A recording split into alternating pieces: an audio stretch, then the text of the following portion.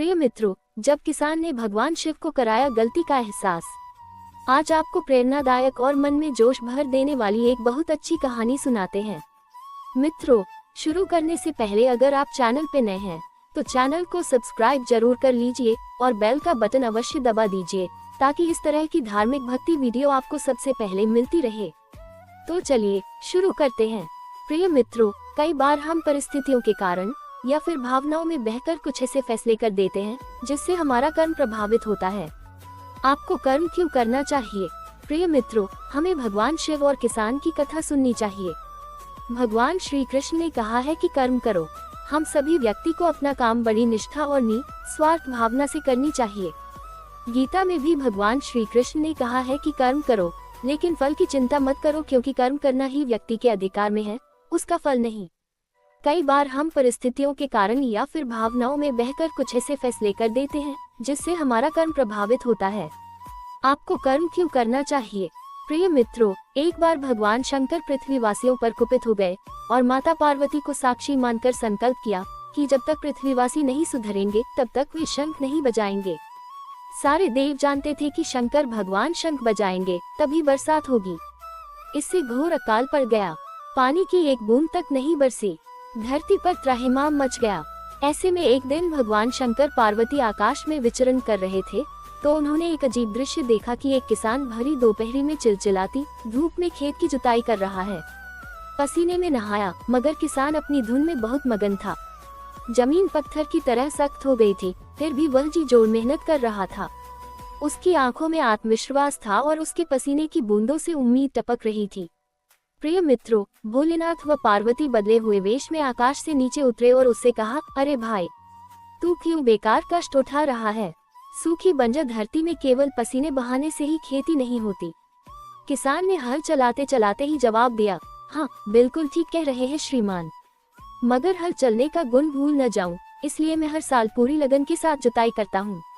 जुताई करना भूल भी गया तो केवल वर्षा से खेती हो सकेगी क्या?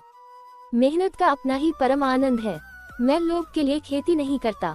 प्रिय मित्रों, किसान की बात सुनकर महादेव को भी लगा कि मैं भी तो परम आनंद की अनुभूति के लिए ही शंख बजाता हूँ। मुझे भी शंख बजाए 1 बरस बीत गए, कहीं शंख बजाना भूल तो नहीं गया। उन्होंने तुरंत अपनी झोली से शंख निकला और जोर से फूंका।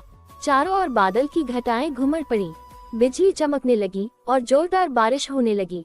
इस वर्षा के स्वागत में किसान के पसीने की बूंदें पहले ही खेत में गिरकर चमक रही थीं। प्रिय मित्रों, हमारा जो काम है उसे अपनी पूरी निष्ठा से बिना किसी लोभ लालच के करना चाहिए। इसी में परम सुख और परम आनंद है। प्रिय मित्रों, भगवान शंकर की एक और कहानी सुनाते हैं जिसको सुनने के बाद आपको जीवन एक नई राह मिलेगी। एक बार एक चिड़िया जंगल में एक पेड़ पर रहती थी। जंगल बिल्कुल सूखा हुआ था, न घास, न पेड़, न फूल, न फल। जिस वृक्ष पर चिड़िया रहती थी उस पर भी सिर्फ सूखी टहनियां थीं, पत्ते भी नहीं थे। चिड़िया वहीं रहकर हर समय शंकर भगवान का जाप और गुणगान करती रहती थी।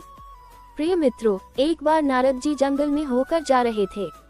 चिड़िया ने देख लिया, तुरंत आकर बोली, नारद जी आप कहाँ जा रहे हैं? नारद ने कहा, शंकर जी के पास जा रहा हूँ। चिड़िया ने कहा, भगवान शंकर मेरा बड़ा ध्यान रखते हैं, मेरे सूखे जंगल के बारे में उन्हें पता नहीं है, शायद कृपया उनसे कह दीजिएगा मेरे जंगल को हरा भरा कर दें। प्रिय मित्रों, नारद जी शंकर जी के पास जाकर चिड़िया के जंगल की बात की।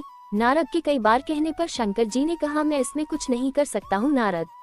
चिड़िया के भाग्य में 7 जन्म ऐसे ही सूखे जंगल में रहना लिखा है।